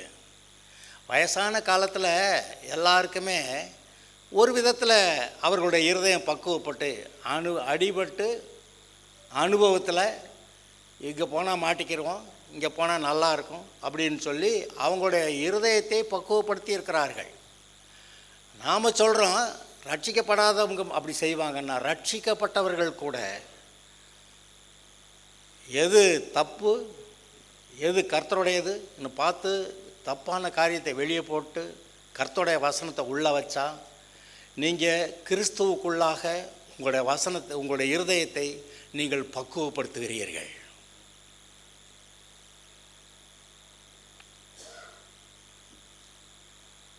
கிறிஸ்துவுக்குள்ளாக நீங்கள் வளரலாம். பெற்றோர் எப்படி பிள்ளைகள் தங்களைப் போல வாழ வேண்டும் என்று விரும்புகிறார்களோ அதுபோல் நம்முடைய பரலோக பிதாவாகிய தேவன், நம்ம பிதா, நம்மை பெற்றவர். உங்களை பெற்றாரா? அதில் சந்தேகம் வந்துடக்கூடாது. யாரெல்லாம் தேவனால் பிறந்தவர்கள்? ஆமாம், அவரை ஏற்றுக்கொண்டு அவரை விசுவாசித்து ஏற்றுக்கொண்டவர்கள் எத்தனை பேர்களோ அவர்களெல்லாம் தேவனுடைய பிள்ளைகளாகும்படி அப்புறம் அவர்கள் தேவனால் பிறந்தவர்கள். அப்போ தேவனால் பிறந்தவர்களா, தேவன் கொடுக்குற இருதயத்தை உடையவர்களா? அவர் தம்முடைய ஜீவ சுவாசத்தை ஊதினாராம், அவருடைய ஜீவனையே ஊதியிருக்கிறாராம். சார் அதைத்தான் இவன் ஏமாந்து போய் விட்டுட்டான். அப்புறம் இயேசு வர்றாரு, நான் அவைகளுக்கு ஜீவன் உண்டாயிருக்கவும் அந்த ஜீவன் பரிபூர்ணப்படவும் வந்தேன். வேறு எங்கேயாவது நம்ம பரலோகத்துக்கு போயிட்டாக்க இவன் கெட்டு போயிடுவேன்னு சொல்லி இயேசு என்ன பண்ணார, நானும் வந்து உன் கூட இருக்கிறேன். எங்கே வெளிப்படுத்தின விசேஷம் 3:20 வாசிக்கலாம். வெளிப்படுத்தின விசேஷம் 3:20. இதோ வாசற்படியிலே நின்று தட்டுகிறேன். வாசிப்பா. இதோ வாசற்படியிலே நின்று தட்டுகிறேன். ஒருவன் என் சத்தத்தை கேட்டு கதவை திறந்தால் அவனிடத்தில் நான் பிரவேசித்து அவனோட போஜனம் பண்ணுவேன், அவனும் என்னோட போஜனம் பண்ணுவான். இவர் இதே இருதய கதவை தட்டுறாராம். தட்டுறது கதவை, அப்புறம் என் சத்தத்தை கேட்டுங்கிறாரு. இவர் ஏதோ பேசிக்கிட்டு இருக்கிறாரு, எந்திரிச்சு வா கதவை தர அப்படியெல்லாம் சொல்லிக்கிட்டு இருக்கிறாரு. சத்தத்தை கேட்டு இருதயத்தை கதவை திறக்கிறவன் அவனோட உள்ளத்தில் நான் வருவேன், அவனோடு போஜனம் பண்ணுவேன், அவனு என்னோட போஜனம் பண்ணுவான்னா ஐக்கியத்தை பற்றி பேசுகிறது. நம்ம நிறைய பேர் வீட்டில் சாப்பிட மாட்டோம். உங்கள் வீட்டில் சாப்பாடு போய் ஹோட்டலில் போய் ஏதாவது சாப்பிட்டு போகிறேன்னு சொல்லுவோம், ஏன்னா அவங்கள நமக்கு பிடிக்கலை. ஆனால் சிலரோட வீடுனா சந்தோஷமாக போய் உட்காந்து காப்பி டீயெல்லாம் குடிச்சிட்டு பிஸ்கட்லாம் சாப்பிட்டு ஸ்வீட்லாம் தின்ட்டு நல்லா கறியும் சோறுமா போட்டு சாப்பாடுனா அல்லையிலியா போட்டு சாப்பிட்டுட்டு, ஏன்னா அவங்கள பிடிச்சிருக்கு நமக்கு. அவர் சொல்கிறாரு, நீ கதவை தர, என்னை உள்ளே விடு, நான் உன்னை கூட இருந்து காப்பாற்றுறேன்னு, ஆசீர்வதிக்கிறேன்னு, உன் கூட ஐக்கியமாக இருப்பேன்னு, வாழ வைக்கிறேன்னு சொல்கிறார். நான் அவைகளுக்கு ஜீவன் உண்டாயிருக்கவும் அந்த ஜீவன் தேவன் கொடுத்த ஜீவனை அவன் விட்டுட்டான். இப்போ இயேசு வந்து மறுபடியும் அந்த ஜீவனை கொடுக்குறாரு. இயேசு கிட்ட இருந்த ஜீவன் எது? அது பிதாக்கிட்ட இருந்தது. ஆதாம்கிட்ட இருந்தது எது? அது பிதாக்கிட்ட இருந்தது. அவன் தொலைச்சிட்டான். இப்போ மறுபடியும் தேவனுடைய ஜீவன் இயேசு கிறிஸ்து மூலமாக நமக்குள்ளே வந்திருக்கு. நீங்கள் இயேசுவை போல தேவனை போல இருக்கிறீர்கள். தேவனை போல வாழ தீர்மானியுங்கள். அது எல்லாமே நீங்கள் எடுக்கிற தீர்மானத்தில் தான் இருக்குது. உங்கள் இருதயத்தை நீங்கள் எப்படி காத்துக்கொள்கிறீர்கள் என்பதை பொறுத்து இருக்கிறது. ஆதலால் இதை குறித்து சற்று கவனமாக இருக்க வேண்டும் என்று நான் கேட்டுக்கொள்கிறேன்.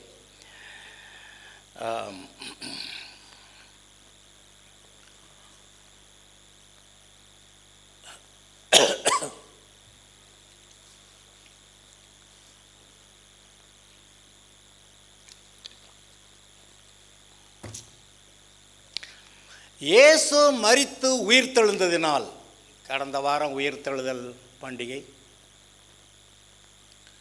இயேசு மரித்து உயிர்த்தெழுந்ததினால் நமக்கு உண்டான பலன் என்ன, அதான் பேசிகிட்டு இருக்கிறோம். அதை ஒரு வசனத்தின் மூலமாய் நான் உங்களுக்கு காட்ட விரும்புகிறேன். ரோமர் 3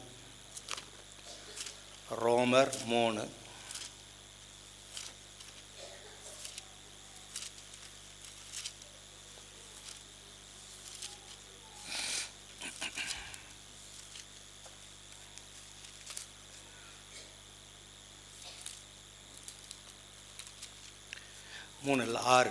ரோமர் 6வது அதிகாரம் 3வது வசனம் முதல்.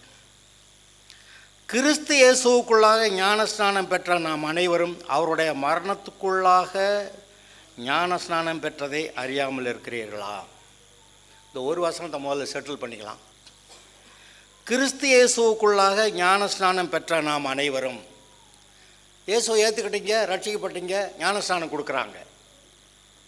அப்படி கிறிஸ்து இயேசுவுக்குள்ளாக ஞானஸ்நானம் பெற்ற நாம் அனைவரும் அவருடைய மரணத்துக்குள்ளாக ஞானஸ்நானம் பெற்றதை அறியாமல் இருக்கிறீர்களா? அவருடைய மரணத்துக்குள்ளாக ஞானஸ்நானம் பெற்றது, அதாவது அவருடைய மரணத்தில் இணைக்கப்பட்டது. அவர் செத்தார், உங்கள் பழைய மனுஷன் செத்து போயிட்டான். இயேசுவை ஏற்றுக்கிட்டதுனால உங்கள் பழைய மனுஷன் கிறிஸ்துவோடைய மரணத்தோடு இணைக்கப்பட்டவன அவனு செத்து போயிட்டான். இப்போ கோர்ட்டில் கேஸ் நடக்குது, ஒருத்தர் மேலே கேஸ் நடக்குது. நம்ம ஊரில் தெரியுமே, சில ஆட்களுக்கு அந்த வாய்தா போட்டு அவங்க சாக வரைக்கும் விசாரணை முடியாது. சரி, அப்படியே விடுங்க, சிலருக்கு சீக்கிரமாக விசாரணை வந்து கூட வைங்க. ஆனால் விசாரித்து தீர்ப்பு சொல்கிறதுக்கு முன்னாடி அவங்க செத்து போயிட்டாங்கன்னா அவன் மேலே தீர்ப்பாக சொல்லுவாங்க. செத்து போனவனுக்கு எந்த தீர்ப்பும் சொல்ல முடியாது. அதுபோல் உங்களுடைய பழைய மனுஷன், நீங்கள் இயேசுவை ஏற்றுக்கிட்டப்ப உங்கள் பழைய பாவ மனுஷன் இயேசு அடக்கம் பண்ணப்பட்டது கூட உங்களுடைய பாவ மனுஷன் செத்து அடக்கம் பண்ணி ஆயிட்டான். உங்களுடைய பழைய பாவ மனுஷன் எப்போ இயேசு மரித்தாரோ அந்த மரணத்தோடு நீங்கள் இணைக்கப்பட்டிருக்கிறீர்கள். அதனால் உங்களுடைய பழைய பாவ மனுஷன் அவன் செத்து இயேசுடைய மரணத்தோடு இணைக்கப்பட்டவனா, இயேசு மரித்தார், நீங்கள் அந்த பழைய பாவ மனுஷன் செத்தீர்கள். அந்த செத்து போன மனுஷனுக்கு என்ன நியாய தீர்ப்பு சொல்கிறது? கர்த்தர் செத்து போன மனுஷனுக்கு நியாய தீர்ப்பு கொடுக்குறேன்னு சொல்லுவாரா? உயிரோடு இருக்கிறவர்களுக்கு தாங்க நியாய தீர்ப்பு கொடுக்க முடியும். அப்போ பழைய பாவ மனுஷன் செத்து போயிட்டானே, அவனுக்கு ரொம்ப குடிகாரனாக இருந்தேன், ரொம்ப விசாரமெல்லாம் பண்ணேன், அடிதடியெல்லாம் போவேன், கொள்ளையடிப்பேன், கொலை செய்வேன், பாலியல் குற்றங்கள்லாம் பண்ணேன், அத்தனை பேரை கெடுத்திருக்கேன், அவன் செத்து போயிட்டான்னு வைங்க, அவனுக்கு என்ன கோர்ட்டு தீர்ப்பு கொடுக்கறது? தீர்ப்பே இல்லைங்க. நமக்கு ஒரு சமயத்தில், சில சமயத்தில் வருத்தமாக இருக்கேன், அந்த மணிக்கெல்லாம் ஒரு கேடு வரலையே அப்படின்னு. ஆனால் செத்தான்ல, சாவு, அவன் என்னெல்லாம் செஞ்சானோ அதெல்லாம் அவனுடைய சாவு, மரணம், அடக்கத்தோட கதை முடிஞ்சது. நீங்கள் ரட்சிக்கப்படுவதற்கு முன்பாக உங்களுடைய வாழ்க்கை, அந்த பழைய பாவ மனுஷ வாழ்க்கை கிறிஸ்துவோடு கூட அடக்கம் பண்ணப்பட்டாயிற்று. அதனால் பழையசையும் இப்போ ஞாபகப்படுத்த நம்ம மனசில் நமக்கு ஞாபகம் இருக்குது. ஆனால் அது அடக்கம் பண்ணப்பட்டது அப்படிங்கிறது மட்டும் நமக்கு நல்லா தெரியும்.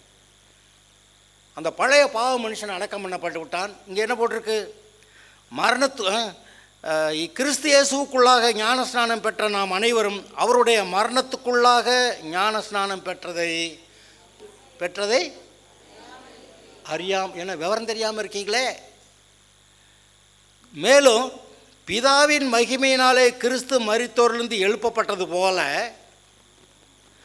நாமும் புதிதான ஜீவன் உள்ளவர்களாய்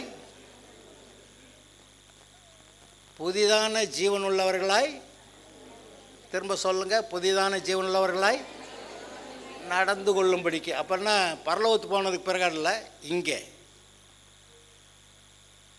புதிதான ஜீவன் உள்ளவர்களாய் நடந்து கொள்ளும்படிக்கு அவருடைய மரணத்துக்குள்ளாக்கும் ஞானஸ்நானத்தினாலே கிறிஸ்துவுடனே கூட அடக்கம் பண்ணப்பட்டோம். ஆதலால் அவருடைய மரணத்தின் சாயலில் நாம் இணைக்கப்பட்டவர்களானால் அவர் உயிர்த்தெழுதலின் சாயலிலும் இணைக்கப்பட்டிருக்கிறோம்.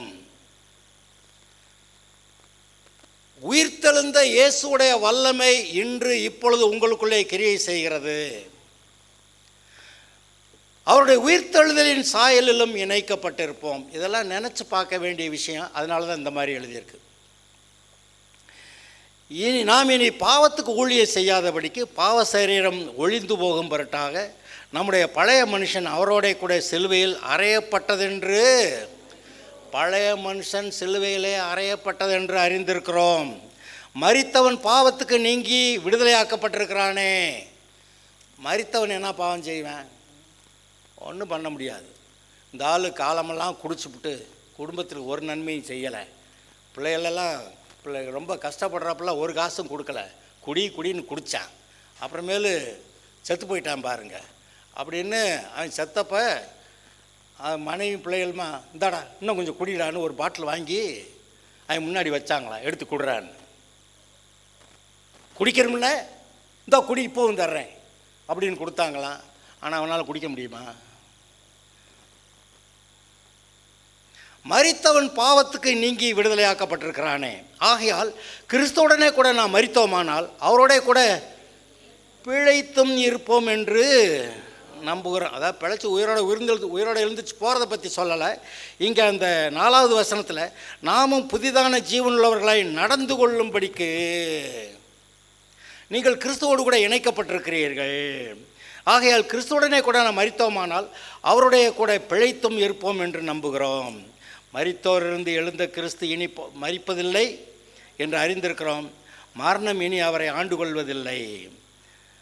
அவர் மரித்தது பாவத்துக்கென்று ஒரே தரம் மரித்தார். அவர் பிழைத்திருக்கிறது தேவனுக்கென்று பிழைத்திருக்கிறார். அப்படியே நீங்களும் உங்களை பாவத்துக்கு மரித்தவர்களாயும் நம்முடைய கர்த்தராகிய இயேசு கிறிஸ்துவுக்குள் தேவனுக்கென்று பிழைத்திருக்கிறவர்களாயும் எண்ணிக்கொள்ளுங்கள். அப்போ உங்களுக்குள்ளே ஜீவன் இருக்கிறது, இயேசு இருக்கிறார். பேசுகிறதெல்லாம் உங்கள் இருதயத்தில் சொல்லி சொல்லி உங்களை வழிநடத்துகிறார். ட்ராமாவில் நடிக்கிறவனுக்கு மறந்து போன வசனத்தை சொல்கிற மாதிரி இங்கே பரிசுத்த ஆவியானவர் உள்ளேருந்து அவருடைய வாக்குத்தத்த வசனங்களை நமக்கு தேவையானது போல் எல்லாவற்றையும் எடுத்து கொடுக்குறார். அதை பேசினா இருதயம் நன்மையால் நிரம்பும், பேசினா வாயும் நன்மையால் நிரம்பும். உங்கள் வாய் நன்மையால் நிரப்பப்படும். அப்பொழுது உங்களது வயது திரும்ப வாழ வயது போல ஆகும். மரண யோர்தான் பிரிந்தது. அந்த தண்ணீர் பின்னிட்டு ஆதாம் ஊர் வரைக்கும் திரும்ப போச்சான். அங்கே தானே பாவம் ஆரம்பிச்சிச்சு. ஆதாம் கிட்ட தான் பாவம் ஆரம்பிச்சிச்சு. அங்கே ஒரு ஊர் பேர் வச்சுருந்துருக்கானுங்க, ஆதாம். அந்த யோர்தானை ஆரம்பிக்கிற இடத்துல அங்கிட்ட ஒரு ஆதாம் இருக்குது. இங்கே தண்ணீர் நிறுத்தப்பட்ட போது அந்த தண்ணீர் திரும்பி ஆதாம் ஊர் வரைக்கும் சென்றது. அப்போ ஆதாம் பாவம் செஞ்சால் அங்கிருந்த எல்லா பாவங்கள் இப்படி மரணத்தை உண்டாக்குச்சே. இப்போ மரணத்தை உடைக்கிறார், யோர்தானை பிளக்கிறார். கர்த்தருடைய ஆசாரியர்கள் கர்த்தருடைய பெட்டி எடுத்துகிட்டு போய் யோர்தானுக்குள்ளே நிற்கிறாங்க. ஜீவன் வந்திருக்கிறது. ஆனால் மரணம் பின்னிட்டு போகிறது. பின்னிட்டு எங்கே வரைக்கும் போச்சு? ஆதாம் வரைக்கும் போச்சு. அப்படியானா நமக்குள்ள ஜீவன் வந்திருக்கிறபடியாலே நம்முடைய வாழ்க்கையில் கிரியை செய்த மரண சக்திகளும் அப்படியே பின்னிட்டு போய் ஒளிந்தது. கர்த்தர் சொல்கிறார், நான் அவைகளுக்கு ஜீவன் உண்டாயிருக்கவும் அந்த ஜீவன் பரிபூர்ணப்படவும் வந்தேன் என்று. ஜீவன் ஜீவ வார்த்தைக்குள்ளாக இருக்கிறது. ஜீவன் அந்த ஜீவ விருட்சம். இவன் அந்த மரத்தை விட்டு வேற என்னத்தையே தின்னு தொலைச்சிட்டான். ஆனால் ஜீவ விருட்சம், அந்த விருட்சத்தின் கனிகளை புசிச்சா சுகம் இருக்கும், காசு பணமெல்லாம் இருக்கும், சமாதானம் இருக்கும், சந்தோஷம் இருக்கும், நல்ல பிள்ளைகள், நற்குணசாலியான பிள்ளைகள், கீழ்ப்படுகிற பிள்ளைகள், குடும்பம் நல்லா இருக்கும். சுற்றிலுமா இருக்க ஜனங்கள்கிட்ட நல்ல ஒரு மரியாதைக்குரிய வாழ்க்கை, தலை நிமிர்ந்து நடக்கக்கூடிய வாழ்க்கை, ஒன்று கர்த்தரை தேடுகளுக்கு ஒரு நன்மையும் குறைபடாது. இப்படிப்பட்ட ஒரு வாழ்க்கையை உங்களுடைய இருதயத்தில் அவர் சிருஷ்டிக்கிறார். இந்த ஜீவ வார்த்தைகளை கொடுக்கிறார். அப்போ மரண சக்திகளை விளக்குகிறது, மரணம் பின்வாங்கி போகிறது, பின்னிட்டு போய் அது ஒழிகிறது, உங்களுக்குள்ளே ஜீவன் இருக்கிறது. இதுதான் பாருங்கள், உங்களுடைய வாயை நீங்கள் சரி பண்ணிட்டீங்கன்னா வாழ்க்கை நன்றாக இருக்கும். வாயை எப்படி சரி பண்ணுறது? இருதயத்தில் கர்த்தர் கொடுக்குற வார்த்தைகள், அந்த ஜீவ ஊற்று, அந்த வசனங்களை நீங்கள் பெற்றுக்கொள்ளும் போது உங்களுக்குள்ளே ஜீவன் கிரியை செய்கிறது. ஜீவன் உண்டாகிறது மட்டும் இல்லை, அந்த ஜீவன் பரிபூர்ணப்படவும் வந்தேன், ஒரு நன்மை குறைபடாதபடி வாழ. உங்களுக்குள்ளே இருக்க வியாதிகள் நீங்க, இந்த வார்த்தைகள் செயல்படும், அதை பிடித்து கொள்ளுங்கள். நான் மறுபடியும் உங்களுக்கு சொல்ல வருகிறேன். எங்கே? யோவான் 14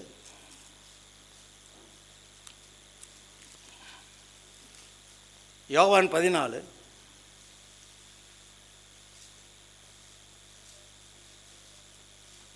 23 எல்லாருமா சேர்ந்து வாசிக்கலாம். யோவான் 14:23.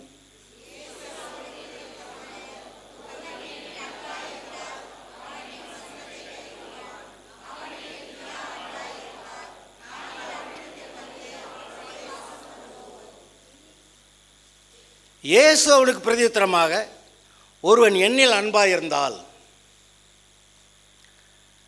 அவன் என் வசனத்தை கை கொள்ளுவான், அவனிடத்தில் என் பிதா அன்பாயிருப்பார், நாங்கள் அவனிடத்தில் வந்து அவனோடைய வாசம் பண்ணுவோம்.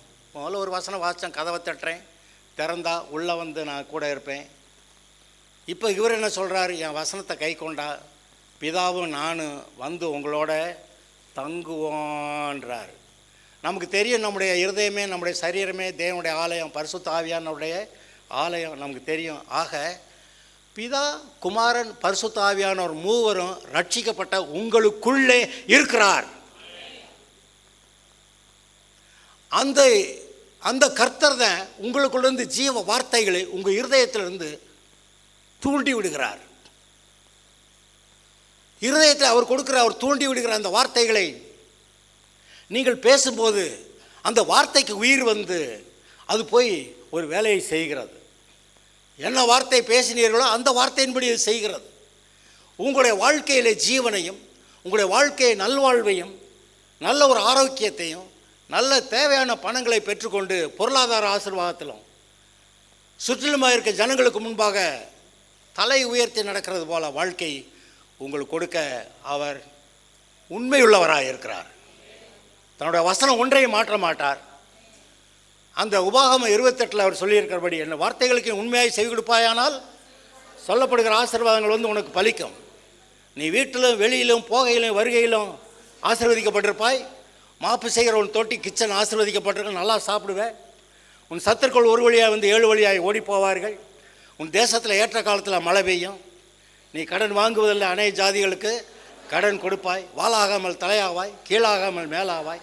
கர்த்தருடைய நாமம் உனக்கு தரிக்கப்பட்டிருக்கிறதை கண்டு பூமியின் ஜனங்கள் உனக்கு, இது நடக்குமா நடக்காதா?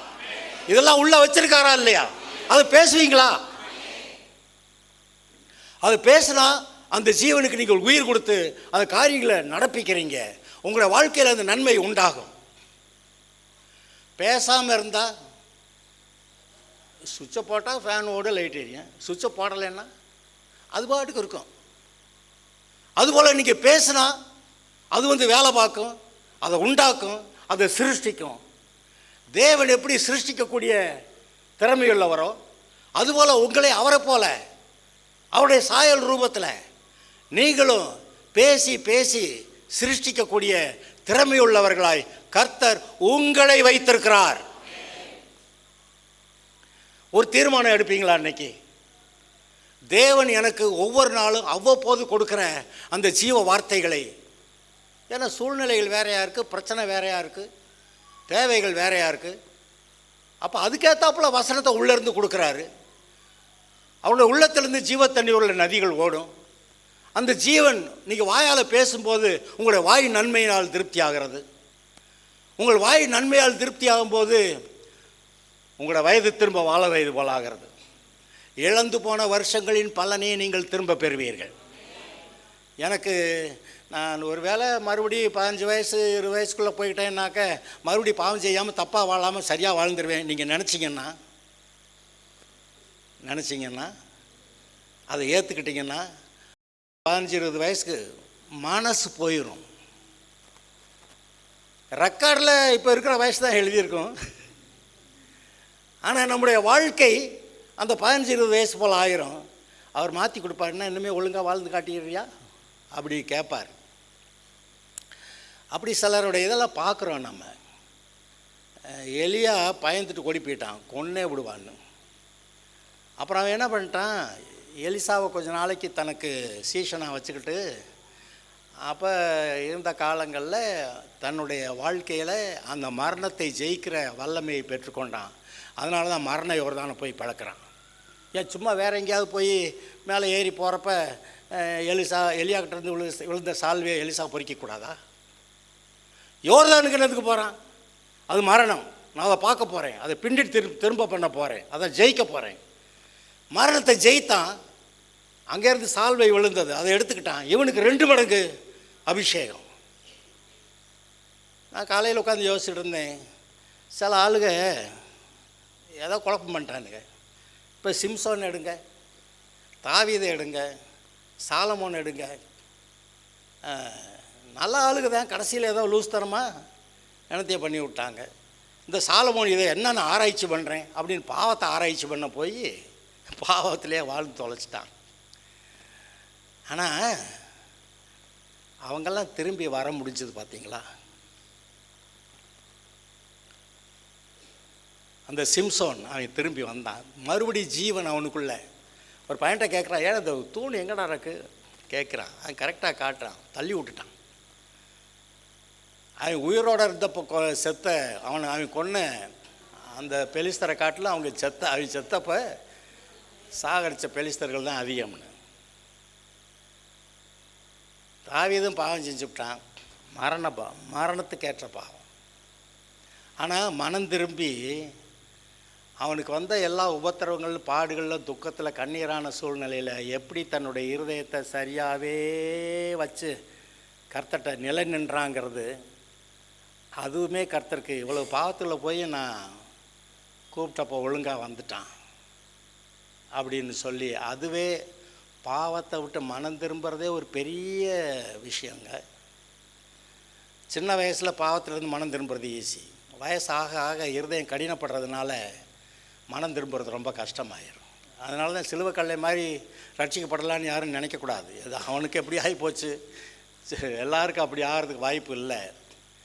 அதனால் இருதயம் நல்லா இருக்கிறது நல்லது. அந்த தாவீது அந்த காலத்தில் அவ்வளவு போராட்டங்கள் பாடுகளை சகித்து தன்னுடைய இருதயத்தை மறுபடியும் ஒழுங்குபடுத்தி, அந்த ஒழுங்குபடுத்தினது கர்த்தருக்கு பிரியம். அதனால தான் என் தாசனாகிய யாக்கோபை போல அப்படின்லாம் அவர் சொல்லிக்கிறாரு. அதே மாதிரி யாக்கோபை பற்றி சொல்லுவேன் நான். ஆபிரகாமின் தேவன், ஈசாக்கின் தேவன், யாக்கோபின் தேவன் சொன்னார். அப்படி யாக்கோபின் தேவன் சொல்லிக்கிற அளவுக்கு பைபிளில் ஒன்றையும் காணாம். ஆனால் அவனுடைய மனம் திரும்புதல் அது சரியான பிறகு அப்புறமேலு பார்வோன்ட்ட இருக்கிறப்ப பார்வோனை ஆசீர்வதிச்சானா அப்படி போட்டிருக்கு. அவனுடைய இருதயம் பக்குவப்பட்டது. அதுக்கப்புறம் இருக்கிற ஆளுகள்லாம் சொல்லலை, ஆபிரகாமின் தேவன், ஈசாக்கின் தேவன், யாக்கோபின் தேவன் நிறுத்திக்கிட்டார். அப்படி யாக்கோபு கூட நல்ல பேர் கர்த்தர்ட்ட வாங்கிட்டான், தன்னுடைய இருதயத்தை பக்குவப்படுத்தியிருந்தான். அதே மாதிரி தான் இந்த யூதாங்கிறவனு அவன் ஒரு லூஸு. ஆனால் பிற்காலங்களில் தன்னுடைய இருதயத்தை ஒழுங்குபடுத்தின, அந்த இருதயத்தை ஒழுங்குபடுத்துறதே, அதுவும் ரொம்ப பாவத்துக்குள்ளே போயிட்டு திரும்பி வந்து ஒழுங்குபடுத்துறதே ரொம்ப கடினம்னு நான் பார்க்குறேன். அந்த பாவத்தை விட்டு தாவீது மீண்டு வந்தான். சாலமோன் கூட நமக்கு தெரியும், அவன் வாழ்க்கையெல்லாம் அப்படி அக்கிரமத்தில் பாவத்தில் பிசாசு கூட சேர்ந்து வாழ்ந்து விட்டு கடைசியில் இவை எல்லாவற்றையும் என் மாயின் நாட்களிலே கண்டேன்னு ஒரு வார்த்தை போட்டு, அந்த ஒரு வார்த்தையினால் நான் மனம் திரும்பிட்டேன்னு வேற சொல்லிவிடுறான். ஆக அங்கே மனம் திரும்புறதெல்லாம் கடினமாக இருந்தாலும் வந்திருக்கிறாங்க. இன்றைக்கு நமக்கு நம்முடைய வாழ்க்கையில் நம்முடைய இருதயத்தை ஒழுங்குபடுத்துறது சுலபம். இப்போ சொன்னேன், பழைய பாவ மனுஷன் கிறிஸ்துவோடு கூட அடக்கம் பட்டாயிற்றா? ஒருவன் கிறிஸ்துவுக்குள் இருந்தால் புது சிருஷ்டி தானா? பழையவைகள் ஒளிந்தனவா, எல்லாம் புதிதாயினவா? இப்போ இருதயம் இயேசுவோட இருதயம் போல, அப்படி வச்சுக்கோங்க. இயேசுவோட இருதயம் போல கண்ட குப்பையும் வர பார்க்குது, வேண்டான்றோம். ஆனால் இயேசுவானவர் உள்ள ஒரு ப்ராம்ப்டிங் கொடுக்குறாரு. இதை சொல்லு, இந்த சூழ்நிலைக்கு இதை சொல்லு, இந்த சூழ்நிலைக்கு இதை சொல்லு. அதை சொல்லணும், சொல்லாமல் இருக்கக்கூடாது, அதை பேசணும். எவனாயில் இந்த மலையை பார்த்து பெயர்ந்து சமுத்திரத்தில் தள்ளுண்டு போய் என்று சொல்லி அப்படி நடக்கும் என்று விசுவாசித்தால் அவன் சொன்னபடியே சொல்லணும். சுகமானேன், அப்படி சுகத்தை பெற்றுக்கொள்கிறேன், நான் பலசாலியாக இருக்கிறேன். பயந்துக்கிட்டு கிடக்கிற ஒருத்தனை பார்த்து பராக்கிரமசாலின்னு கர்த்தர் சொன்னார். அவன் பராக்கிரமசாலி ஆயிட்டாங்க. மீதியான அடித்து விரட்டி தேசத்தை விட்டு துரத்தி இஸ்ரவேலை மீட்டு விட்டான்னு பார்க்குறீங்க அந்த கிதியோன். நீங்கள் பயந்தாரியாக இருக்கலாம், ஆனால் அவர் உங்களை பராக்கிரமசாலியே அப்படி, நானும் ஆண்டவரே உன்னே தாண்டான்றார். எப்பெல்லாம் உன்னே தான் அப்படிங்கிறார். பராக்கிரமசாலியே அப்படிங்கிறார். என்ன சொல்கிறீர் நீர்? இருக்கிற பலத்தோட போ, மீதியை நான் பார்த்துக்கிறேன். இருக்கிற பலத்தோட இப்பொழுது வசனத்தை பேச ஆரம்பியுங்கள். இருக்கிற பலத்தோட வாக்குத்தத்த வசனங்களை பேசுங்கள். Speak the promptings of God. தேவன் கொடுக்கிற அந்த ப்ராம்ப்ட் பண்ணுகிற அந்த வார்த்தைகளை நீங்கள் பேசுங்கள். நீங்கள் நன்மையை சிருஷ்டிப்பீர்கள், ஜீவனை சிருஷ்டிப்பீர்கள், வாழ்வை சிருஷ்டிப்பீர்கள். அல்லேலூயா. எல்லாம் ஜெபம் பண்ணலாம்.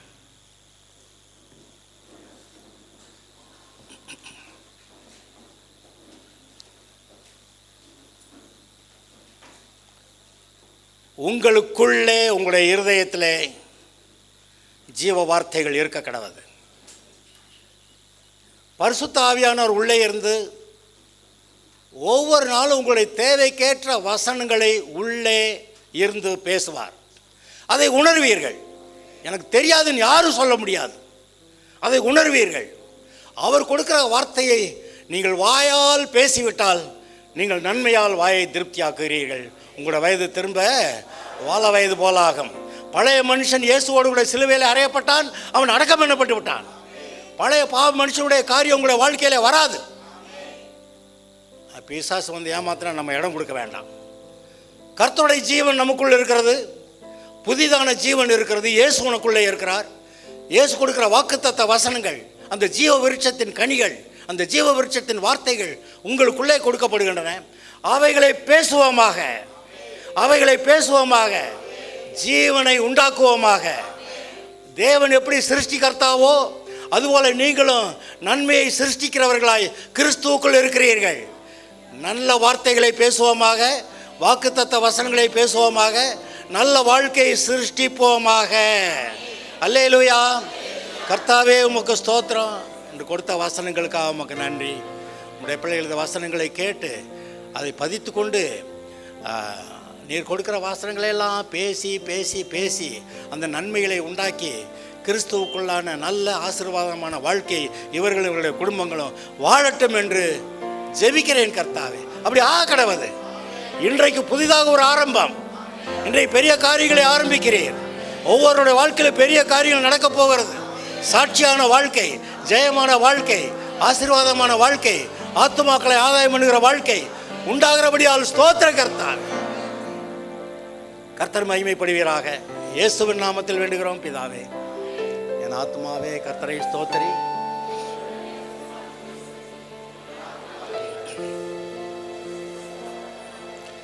கர்த்தராகிய இயேசு கிறிஸ்துவுடைய கிருபையும் தேவனுடைய அன்பும் பரிசுத்த ஆவியானவருடைய ஐக்கியமும் என்றென்றும் இருப்பதாக.